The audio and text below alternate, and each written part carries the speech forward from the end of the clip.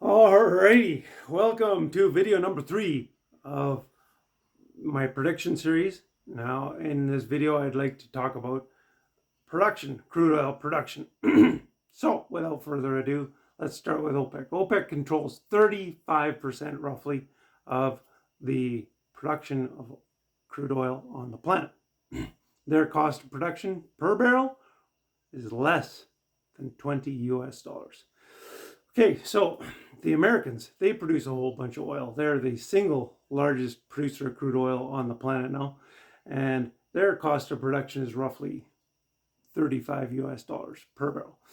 Okay, so Canadian producers, their average cost of production is somewhere in between 50 and 60 US dollars per barrel. All right, so right now that's not a big issue. Prices are above 60 US dollars per barrel. And as I've mentioned in prior videos, they're likely to go higher in the short term. But let's put ourselves in OPEC's shoes. Now, as you've seen over the last few years and all the tumultuous events that have occurred, they've been very, very reticent to decrease production. And if anything, I think they've increased it a little bit. So,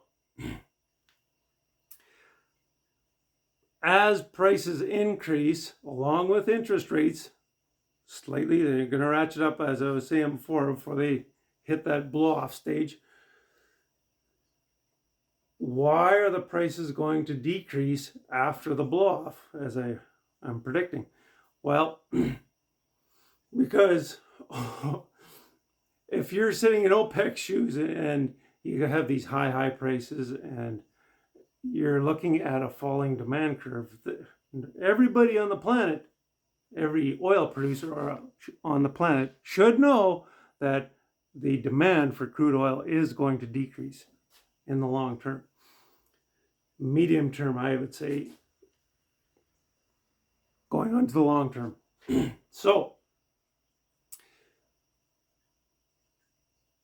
if your cost of production is less than $20 and your competitors' cost of production is much higher, how would you deal with a decrease in demand?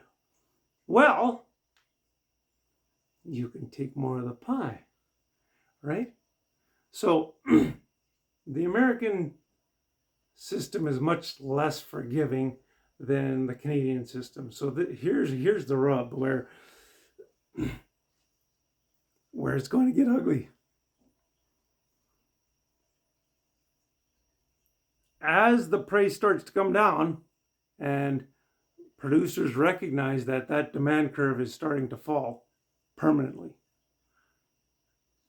is OPEC going to decrease production to try and maintain those elevated prices? Oh no, not likely. It's likely that they're going to increase production so that they can force out the other competitors faster, because the American system is much less forgiving than the Canadian system in terms of subsidies. So, where does that leave us? Paying subsidies. Be seeing you.